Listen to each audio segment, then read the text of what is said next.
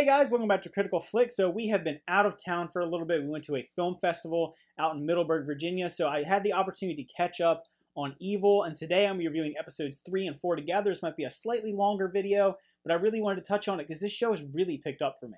Episode 3 is dealing with diabolical obsession, and I like that in the beginning of this episode we are getting a rundown of all the different forms of possession and how they affect people, and I really like that narration, the style where they're showing these kind of horror elements of what it is like being possessed by a demon in different ways. And they play this kind of silly music over top of it. I like that the show knows when to pull its punches and being a little less lighthearted and a little more serious. And I like that blend of the comedic and the horror elements together right to start off the episode. So the actor in this episode who's playing the playwright who is supposed to be having this diabolical obsession is John Glover, and he is someone that probably a lot of people know from Smallville. He's also been in something recently like Shazam. He was in that. And I really like seeing him on screen because I thought he was great as Lionel Luthor in Smallville. And I love when you get these actors that are in these iconic shows and they come back to do different shows.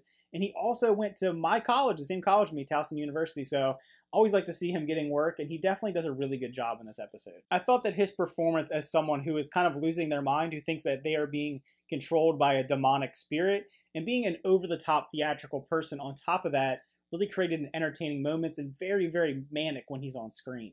I also like how while you have this crazy over-the-top events going on with his character, you're seeing how Dr. Townsend is in the real world. He is like a real-world evil, and I still don't know how to peg his character down. It's such a great performance by the actor to make him just so unlikable and so despicable. Not very often do I watch a show and I absolutely hate a character. I hate this Dr. Townsend guy. Performance, excellent, but him on screen just makes you so uneasy, and you can tell whenever he pops up that you're going to just be so mad at him. And that's one of the things this show does. It has these crazy supernatural elements. Then it shows how evil can leech its way into the real world in very real ways. And you have that here with Dr. Townsend trying to send a younger child to prison when maybe he doesn't necessarily belong there and he shouldn't be tried as a child, but he wants this child to have this horrible experience. He wants him to have a horrible life. And his monologue when he is speaking to Kristen about it was so chilling. And just anytime he's on screen, you know you're going to get a quality performance. Also like this show has that element of debunking and also an element of religious symbolism. I like that the fact that the show decides to be scientific and spiritual at the same time. You have different characters that embody those different roles, from Ben being the very scientifically minded character. You have David, who is the religious person who kind of holds that balance. The one thing the show has done, and it did it in the previous episode, episode 2, is it kind of takes topical events and topical and current political things and kind of interjects it into the show. And I'm not going to lie, there's moments when they do that in this episode as well. And it feels a little strange. There's like a Me Too reference into it. But previously we had a reference on racism in medicine. And I know they're going for something to keep it a little more realistic, keep it a little more grounded, have a messaging behind it. But it feels a little heavy-handed at times, I'm not going to lie. I like that they're trying to, be a little topical, but it doesn't fit the narrative sometimes. Another thread that has been weaving throughout this whole series is David trying to resist temptation. And when you see that going on with Townsend, he's kind of haunting him. He's always this presence behind him, making him think of, sexuality, making him think of impure thoughts. I like that he's struggling with that inner battle. I think he has become my most interesting character. David is someone who has a very storied past. I don't know what's going on with him. I know we'll probably explore that as the series goes on, but I like how you can tell he wants to be a good person, but there's something lurking just beneath the surface that wants to break out. I like that the show in episode 3 turns back to a more dark tone. I thought episode 2 was a little too goofy for my taste, I'm not going to lie. First episode was very dark, obviously. This one and episode 4 both lean back into demonic possession and dealing with the dark sides of what humanity can do when it's prompted by a supernatural force or outside influences. There's also a question of morality in this episode. You have a deep fake being created to kind of catch Dr. Townsend his horrible acts when he has some ability to jam a recording. So you have this idea of do two wrongs make a right. Maybe that'll have some repercussion coming back on Kristen and Ben. I do enjoy the fact that we have this duality. Are these people really on the right side? We have this clearly evil person in Dr. Townsend. Then you have what would seemingly be the light side of it, but I feel things are going to get muddled. Things obviously are breaking down a little bit more as the story goes along. So those are my thoughts on episode 3. Now I'm going to move on to episode 4, which I think has been my favorite episode of the series so far. Now, while the third episode has a dark tone, this takes an even darker tone.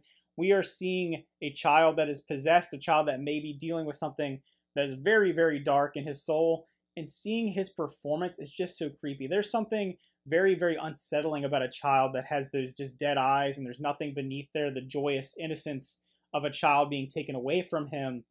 It's just really powerful, and I thought the performances all around by everyone interacting with the boy were just phenomenal. And on a more lighthearted note of this particular episode, we get kind of the Halloween episode. You know, every series around this time of year has the obligatory Halloween themed type episode, and this one we are having it with a horror VR game. This show has tried to integrate technology into the religious and the supernatural, and sometimes it works. I think for this one with the VR, it kind of was a hit or miss, to be honest with you. As someone who has VR and I play a lot of video games, it came off kind of goofy, and it's kind of, you know, suggesting that people are impressionable by technology and video games and pop culture. There's references to comic books that may have made the young boy act out the way he did.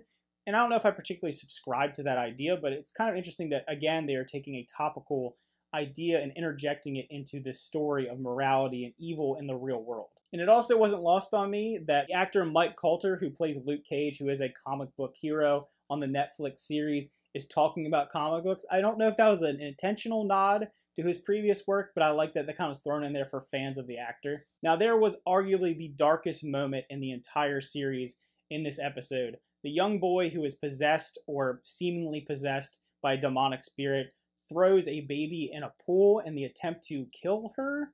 And that moment where David looks over and sees something floating in the pool and you realize that it's the baby down underneath the water, and the camera kind of like unfocuses and the world kind of throws into this whole disarray. It shocked me. I'm gonna be completely honest with you. I didn't know the show would go in that dark of a direction, and I almost thought it was going to be a misdirection, like it was a baby doll, it wasn't real. But seeing, you know, this innocent child trying to take away the life of a baby, that's really dark stuff, especially for network television. The show, like I said, with the out of focus lens during that really intense scene, does try to do some things different cinematography wise than, you know, I wouldn't expect from a show like this. There's actually one scene in particular where they film with a Dutch angle, which you don't see a lot in television or even movies anymore. So having that going on, you have a couple zooms in and pans out, and they kind of have a rotating camera at times. They try to mix it up a little bit. And, you know, I like they're taking the effort to make it look a little different than your everyday show. And like I said, the performances in this episode in particular were extremely well done. Mike Coulter, like I said, when you have the child throwing the baby into the pool, his reaction, his very visceral reaction to this, and then him having to go and pray for the events that happen at the end of the episode, I just thought that he was someone who feels obviously shaken and impacted by the events of the show, and just that moment of him breaking down and really struggling with, you know, trying to be this faithful person that wouldn't believe that God would let this happen to good people or young people. I thought it was a great performance by him. And the very last closing shot of this episode, I thought that Katja Herber's performance as a mother who's seeing this happen and then going back to her family, her children that she loves so much, and she's sitting there with them trying to have a nice, wholesome moment, and you can tell that in the back of her mind, she's thinking about what it would be like to have to, you know, kind of get rid of one of her children. You know, obviously, if you're watching this review, you've probably seen the show, so the fact that you're seeing these parents had to kill one of their children to save another, that's a crazy moral dilemma, and that's a crazy thing to ever have to think about doing as a parent, and her just breaking down thinking about that. I think this show's writers are taking a little bit of risk, a little more than I thought that they were going to do after the second episode. First one, I was really on board. Second one, I thought got a little more lighthearted, a little more goofy and hokey. Then we get back to the really gritty, dark realities of what evil is and how evil manifests in all people. I don't know. I've liked it. I'm back on the train. I've really enjoyed these last two episodes. All right, guys. So those are my thoughts on episodes 3 and 4 of Evil. I will keep reviewing these as long as you people keep watching it. I like the fact that you guys have been, you know, going back and forth, commenting on the videos, talking about how you feel about it. It feels kind of polarizing. Some people feel differently. Just keep that conversation going. Remember to like and subscribe, and see you next time.